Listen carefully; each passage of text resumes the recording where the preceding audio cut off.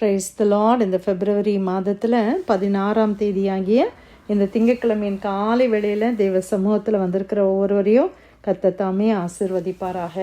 இந்த நாளிலும் நம்ம தியானிக்கிற தேவனுடைய வார்த்தை நம்முடைய பரிசுத்த வேதாகமத்தில் 2 நாளாகமம் 10ஆம் அதிகாரம் 7ஆம் வசனம். 2 Chronicles chapter 10 verse 7. அதற்கு அவர்கள், நீர் இந்த ஜனங்களுக்கு தயவையும் பட்சத்தையும் காண்பித்து அவர்களுக்கு நல் வார்த்தைகளை சொல்வீரானால் என்றைக்கும் அவர்கள் உமக்கு ஊழியக்காரராய் இருப்பார்கள் என்றார்கள். அல்லேலூயா. கர்த்தருடைய அந்த அருமையான வசனத்துக்காக இந்த காலை வேளையில் நம்ம தேவனை ஸ்தோத்திரிக்கலாமா? இந்த சம்பவத்தில் நம்ம என்ன பார்க்குறோன்னா, நம்ம எல்லாருக்கும் தாவீது ராஜா தெரியும் இல்லையா?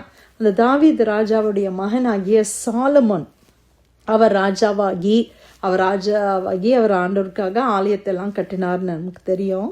ஆனால் அந்த சாலமோன் தேவனுக்கு பிரியமில்லாத சில காரியங்களை அவர் செய்தார். அது நிமித்தமாக ஆண்டவருடைய கோபாக்கினை அவருக்கு வருகிறது. ஆண்டவர் சொல்கிறாங்க, உன்னுடைய ராஜ்யத்தை நான் உன்கிட்ட இருந்து பிடிச்சிருவேன், ஆனால் உனக்கு ஃபுல்லாக எடுக்க மாட்டேன், கொஞ்சம் பேர் உன்னை சேவிக்கிற மாதிரி நான் வைக்கிறேன், ஆனால் உன் தகப்பனாகிய தாவீது நிமித்தம் உன்னுடைய காலத்தில் அது நடக்காது, உன் குமாரனுடைய காலத்தில் அது நடக்கும் என்று சொல்லி கர்த்தர் ஒரு காரியத்தை சொல்லுகிறார். அப்போ இப்போ சாலமோன் மரித்தாகிவிட்டது.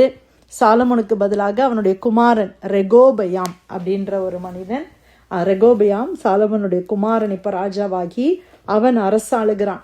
அப்போ ஒரு புது ராஜா வந்த உடனே அந்த ஜனங்கள் எல்லாம் ஒரு தலைவர், அவர் யாருன்னா யெரொபெயாம்னு ஒரு தலைவரை ஏற்படுத்தி அவங்க எல்லாம் புது ராஜாவாகி இந்த ரெகோபெயாம் கிட்ட வர்றாங்க. எதுக்கு வர்றாங்கன்னா, உங்கள் தகப்பன், அதாவது உம்முடைய தகப்பன் பாரமான நுகத்தை எங்கள் மேல் வைத்தார், இப்போதும் நீர் உம்முடைய தகப்பன் சுமத்தின கடினமான வேலையையும் அவர் எங்கள் மேல் வைத்த பாரமான நுகத்தையும் லகுவாக்கும், அப்பொழுது உம்மை சேவிப்போம் என்றார்கள். அவங்க ஒரு கோரிக்கை வைக்கிறாங்க. ஒரு நியூ அட்மினிஸ்ட்ரேஷன், ஒரு நியூ கிங் அப்படின்றனால அவங்க ஒரு கோரிக்கை வைக்கிறாங்க. உங்கள் அப்பா ரொம்ப பாரமான நுகத்தை எங்கள் மேலே வச்சாங்க, அந்த நுகத்தை நீங்கள் லகுவாக்குங்க ராஜாவே, எங்களுக்கு கொஞ்சம் ஈஸி பண்ணுங்கள், எங்களுக்கு ஒர்க்லோட் ரொம்ப அதிகமாக இருக்குது, கொஞ்சம் எங்களை நீங்கள் ஈஸி பண்ணுங்கள், ஃப்ரீ பண்ணுங்கள், நாங்கள் அப்படி நீங்கள் பண்ணீங்கன்னா நாங்கள் எப்போவுமே உங்களுக்கு நாங்கள் சேவை செய்வோம் அப்படின்னு சொல்லி அவர்கள் ஒரு கோரிக்கை வைக்கிறார்கள்.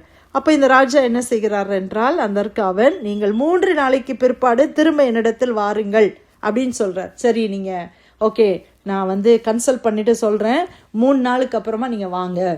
அப்போ உடனே இந்த ராஜா, இந்த ரெகோபியாம் முதியவர்கள், அதாவது அப்பா கூட இருந்தவங்கன்னா கொஞ்சம் எல்டர்லி பீப்புளாக தான் இருந்திருப்பாங்க இல்லையா, அவர்களிடத்துல போய் அவன் விசாரிக்கிறான். அப்பொழுது ராஜாவாகிய ரெகோபெயாம் தன் தகப்பனாகிய சாலமோன் உயிரோடு இருக்கையில் அவன் சமூகத்தில் நின்ற முதியோரோடு ஆலோசனை பண்ணி, இந்த ஜனங்களுக்கு மறு உத்தரவு கொடுக்க நீங்கள் என்ன ஆலோசனை சொல்லுகிறீர்கள் என்று கேட்டான். அவங்க கொடுத்த ஆலோசனையை தான் இன்னைக்கு நம்ம வாசித்தோம். அதற்கு அவர்கள், நீர் இந்த ஜனங்களுக்கு தயவையும் பட்சத்தையும் காண்பித்து அவர்களுக்கு நல் வார்த்தைகளை சொல்வீரானால் என்றைக்கும் அவர்கள் உமக்கு ஊழியக்காரராய் இருப்பார்கள் என்றார்கள். அப்போ அவங்க ஒரு ஆலோசனை சொல்கிறாங்க, ராஜாவே, நீங்கள் இந்த ஜனங்கள்லாம் உங்ககிட்ட கேட்குறாங்க இல்லையா, அவங்களுக்கு நீர் தயவை காண்பியும் பட்சத்தை காண்பியும், அப்படி நல்ல வார்த்தைகளை அவங்களுக்கு சொல்லுங்க. அப்படி நீங்கள் நல்ல வார்த்தைகளை சொன்னால் எப்போவும் உங்களுக்கு சேவை செய்கிற ஊழியக்காரராகவே அவங்க இருப்பாங்க அப்படின்னு ஒரு ஆலோசனையை அவர்கள் சொல்லுகிறார்கள். ஆனால் இந்த ரெகோபியாம் என்ன செய்தானா, முதியோர் சொன்ன ஆலோசனை அவன் தள்ளிவிட்டு தன்னோடே வளர்ந்தவர்களும் தன் சமூகத்தில் நிற்கிறவர்களுமாகிய வாலிபரோடைய ஆலோசனை பண்ணி, அவனுக்கு இந்த முதியோர்களுடைய ஆலோசனை விருப்பம் இல்லை, அதை அவன் தள்ளிவிட்டான். He rejected that advice. வாலிபர்களோடு போய் அவன் தன்னுடைய சேம் ஏஜ் குரூப்பில் இருக்கிற அவங்களுடைய ஆலோசனையை அவன் கேட்கிறான்.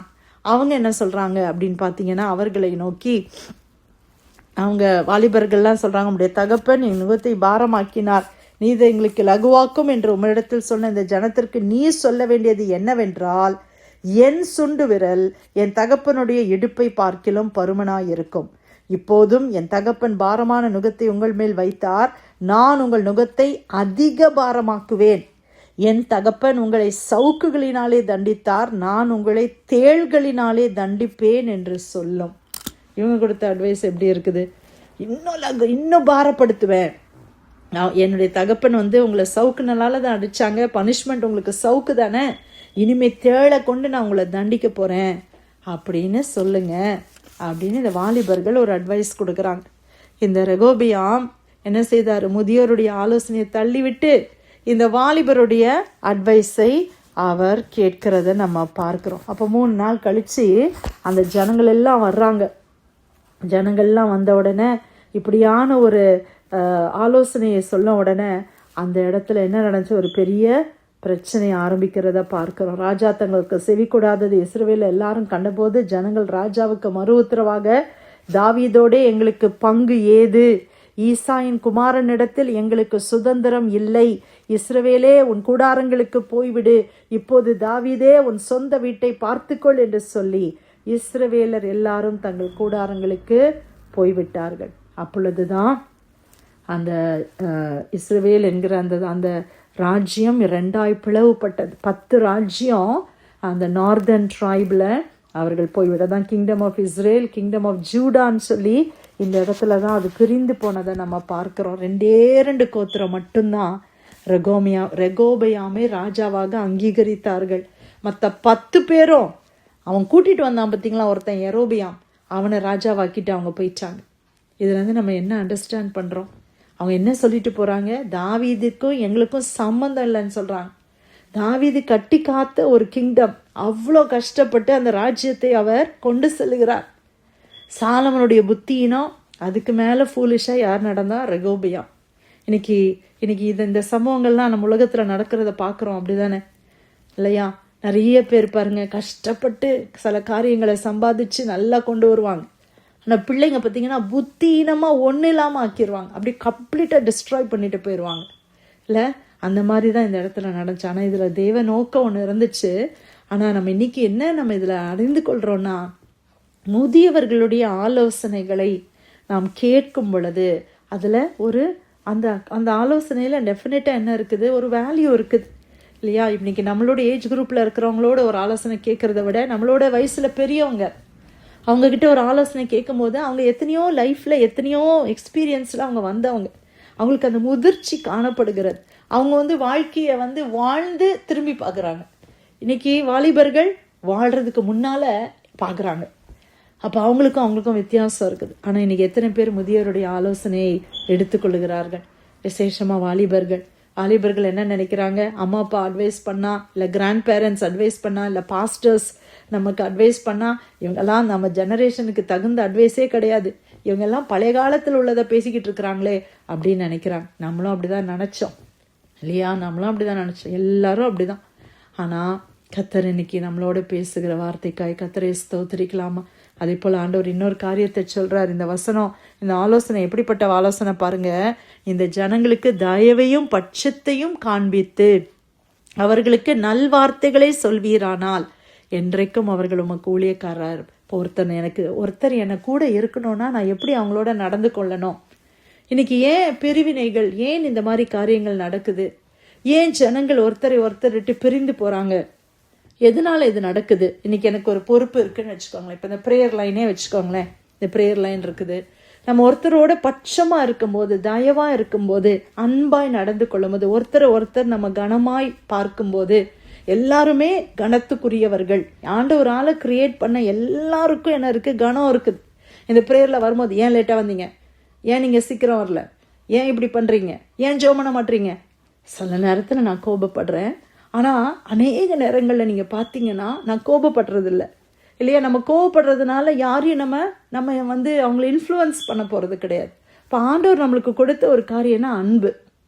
ஒன்லி த்ரூ லவ், அன்பினால தான் நம்ம உறவுகளை கட்டி காத்து கொள்ள முடியும். அந்த சத்தியத்தை தான் இந்த வசனத்தில் ஆண்டவர் சொல்கிறார். இன்னைக்கு குடும்ப உறவுகளில் ஏன் விரிசல்கள்? இன்னைக்கு வேலை ஸ்தலங்களில் ஏன் நம்ம கூட யாருமே வேலை செய்ய விருப்பப்பட மாட்டாங்க? ஐயோ, இவங்க இருந்தாலே நான் இவங்க பக்கமே போக மாட்டேன். ஏன் நினைக்கிறாங்க? நம்மக்கிட்ட அன்பு இல்லை. இன்னைக்கு நம்ம அன்போடு கூட ஒரு பேசுகிற வார்த்தை இல்லை. இன்னைக்கு ஜனங்கள் அன்பை தேடுகிறார்கள். தன்னை ஒருத்தர் புரிஞ்சு கொள்ள மாட்டாங்களா? இப்போ ப்ரேயர்லேருந்தே ஒருத்தங்க வர்றாங்க, ஏன் எல்லாரும் இவ்வளோ பேர் இருக்கிறீங்களே, ஏன் நீங்கள் யாருமே ப்ரே பண்ண மாட்டீங்க அப்படின்னு நம்ம கோவப்படுறத பார்க்கலாம். ஒருவேளை அவங்க மியூட்டில் இருந்து கேட்கலாம், ஒருவேளை அவங்க சூழ்நிலை அப்படி இருக்கலாம் அப்படின்னு நான் நினச்சிட்டேன்னா நான் என்ன செய்வேன்? அவங்கள அன்பாக ட்ரீட் பண்ண ஆரம்பிச்சிடுவேன். அப்படி தானே? நம்மளுக்கு ஒரு பொறுப்பு கொடுக்கப்பட்டிருக்கிறது. இன்னைக்கு வேலை ஸ்தலத்தில் நம்ம இருக்கிறோம், நமக்கு கீழே ஒரு 10 பேர் வேலை பார்க்குறாங்கன்னு வச்சுக்கோங்களேன். நீங்கள் தான் அவங்களுக்கு அத்தாரிட்டி. அப்போது அவங்கள நான் புரிந்து கொள்ளும் பொழுது, அவர்களுடைய கஷ்டங்களை நான் புரிந்து கொள்ளும் போது, என்கிட்ட வந்து ஒரு லீவுக்கு கேட்குறாங்க, இல்லை லேட்டாக வராங்க, உடனே அவங்க மேலே நான் கோவப்படாமல், ஏன் லேட்டாக வந்தீங்க, இனிமேல் லேட்டாக வராமல் இருந்துக்கோங்க. அப்போ அவங்க எக்ஸ்பிளைன் பண்ணுறாங்க, இந்த மாதிரி சூழ்நிலை, எனக்கு வேலை இப்படி இருக்குது, என் குடும்பத்தில் இப்படி சூழ்நிலை. உடனே நம்ம என்ன செய்கிறது, அன்பாக இருக்கிறவங்க என்ன செய்கிறாங்க, உடனே அவங்கள ஹெல்ப் பண்ணுறாங்க. டீச்சராக இருக்கிறாங்க, நம்ம பிள்ளைங்க எங்கள் கையில், நம்ம கையில் பிள்ளைங்க இருக்கிறாங்க, அந்த பிள்ளைங்க படிக்க முடியல, ஹோம்ஒர்க் பண்ணிட்டு வரல, 2 நாள் 3 நாள் 1 வாரம் கண்டினியூஸாக பண்ணல, டீச்சர்ஸ்க்கு கோவம் வருது, நான் எவ்வளோ கஷ்டப்பட்டு சொல்லிக் கொடுக்குறேன், இந்த ஹோம்ஒர்க் பண்ண தெரியாதா. அப்போ அந்த பிள்ளைங்க தன்னுடைய சூழ்நிலையை சொல்லும் பொழுது, இப்படியான சூழ்நிலை என் வீட்டில் இருக்குது, இப்படிப்பட்ட காரியங்கள், உடனே நம்ம என்ன செய்கிறோம், அவங்களுக்கு உதவி செய்கிறோம். சரி, நான் உனக்கு சொல்லிக் கொடுக்குறேன், எக்ஸ்ட்ராவாக நான் உனக்கு டைம் எடுத்து நான் உனக்கு சொல்லிக் கொடுக்குறேன். அப்போ அந்த அன்பினால் நான் என்ன செய்கிறேன், அந்த பிள்ளைகள் இல்லை எனக்கு கீழே இருக்கிறவர்களை நான் கட்டி, அவங்க எனக்கு எப்பொழுது உண்மையாக இருக்கும்படி அதை நான் செய்து கொள்ளேன். நான் ஒருவேளை எனக்கு அத்தாரிட்டி இருக்குது, எனக்கு பவர் இருக்குது, அவங்கள எப்படி வேணால் நான் ட்ரீட் பண்ணலாம், ஆனால் அவங்க என் கூட இருப்பாங்களா, இருக்க மாட்டாங்க. எப்போ ஃப்ரீயாகி போயிடலாம், எப்போ இவங்களை விட்டு போகலாம் அப்படின்னு நினைப்பாங்க. அதே மாதிரி தான் பிள்ளைங்களும் பிரியமானவர்கள். நம்ம பிள்ளைங்க நம்ம கூட இருக்கிறாங்க, பிள்ளைங்க ஒரு நாள் ஃப்ரீடம் வந்து அவங்க வெளியில் போகிற நாட்கள் வரும். ஆனால் இன்னைக்கு அம்மா அப்பாவுடைய அன்பில் தான் என்ன செய்ய முடியும், பிள்ளைங்களை நம்ம கட்டி காத்துக்கொள்ள முடியும். நம்ம ரொம்ப ஸ்ட்ரிக்டாக இருந்து எல்லாத்துக்கும் அப்படி இப்படின்னு ஸ்ட்ரிக்டாக இருக்க வேண்டிய நேரத்தில் ஸ்ட்ரிக்டாக இருக்கலாம். ஆனால் பட்சமாய் பேச வேண்டிய நேரங்கள் இருக்கும் அல்லவா, தயவு காட்ட வேண்டிய நேரங்கள். தப்பு பண்ணும்போது நம்ம தயவு காட்டுறோம், நம்ம அன்பா செய்கிறோம், ஒரு சில காரியங்களை செய்கிறோம் இல்லையா, எல்லா இடத்துலையும் இது பொருந்தும். இது வந்து எல்லா இடத்துலையுமே இது அப்ளை பண்ண முடியும். அன்புனால எல்லாரையும் நம்ம என்ன செய்து கொள்ளலாம், நமக்கு கீழே வைத்து கொள்ள முடியும். அது வந்து ஒரு கிருபை. அது எல்லாருக்கும் அந்த கிருபையை ஆண்டவர் கொடுக்கல. ஆனால் உண்மையான சத்தியம் இதுதான். இன்னைக்கு ஈவன் எம்ப்ளாயர்ஸ் கூட சில பார்த்தீங்கன்னா, நான் இந்த பர்டிகுலர் வேலையை விட்டு நான் போக மாட்டேன், எனக்கு நல்ல ஒரு வேலை கிடைச்சிருக்குது, எனக்கு இருக்கிற பாஸ் ரொம்ப நல்லவங்க அப்படின்னு எத்தனை பேர் சொல்கிறாங்கல்ல. இவங்ககிட்ட தான் நான் வேலை பார்ப்பேன், லைஃப் ஃபுல்லாக இவங்களுக்கு தான் நான் வேலை செய்வேன் அப்படின்னு சொல்கிறாங்க. சில ஹவுஸ்மேட்ஸ்லாம் கூட நம்ம பார்த்துருப்போம், இந்த அம்மா கிட்ட தான் நான் வேலை செய்வேன், ஏன்னா அவங்க ரொம்ப நல்லா பார்த்துக்கிறாங்க, என் தேவையெல்லாம் சந்திக்கிறாங்க, என்னை சொந்த பிள்ளை மாதிரி பார்க்குறாங்க அப்படின்னு சொல்கிறாங்க. சிலர் எப்படி இருக்கிறாங்க, இவங்ககிட்ட போய் நான் ஏன் வேலைக்கு போனோம், என்னை வேறு வீடு பார்த்துட்டு நான் போகிறேன் அப்படின்னு சொல்லிட்டு போகிறவங்க எத்தனை பேர். அப்போ இன்னைக்கு ஆண்டவர் என்ன சொல்கிறார் இந்த வசனத்தில், 2 நாளாகமம் 10:7, அதற்கு அவர்கள், நீர் இந்த ஜனங்களுக்கு தயவையும் பட்சத்தையும் காண்பித்து அவர்களுக்கு நல்வார்த்தைகளை சொல்வீரானால் என்றைக்கும் அவர்கள் உமக்கு ஊழியக்காரராய் இருப்பார்கள். ஹல்லேலூயா. நான் என்னைய மாறி எனக்கு கீழே இருக்கிறவங்களையும் நான் நேசித்தா நிச்சயமாக நல் உறவுகளை நாம் சீர்படுத்த, உறவுகளில் இருக்கிற விரிசல்களை சீர்படுத்த முடியும். அவங்களுடைய தப்பிதங்களை பெருசுப்படுத்தாம அவங்கள தயவாய் நடத்தி அவங்களுக்கு கொஞ்சம் பட்சமாய் நம்ம செய்வோம். ஆண்டவர் நமக்கு அதை தானே காண்பிச்சார் இல்லை, நம்மளுக்கு ஆண்டவர் அந்த அன்பை தானே காண்பித்தார். அந்த அன்பு நிமித்தம் தான் இன்னைக்கு நம்ம ஆண்டவரோடு இருக்கிறோம் இல்லையா. அப்போ நம்ம கூட ஒருத்தர் இருக்கணும்னா நம்மகிட்ட இருந்து என்ன வெளிப்படணும், அன்பு வெளிப்படணும். அல்லேலூயா.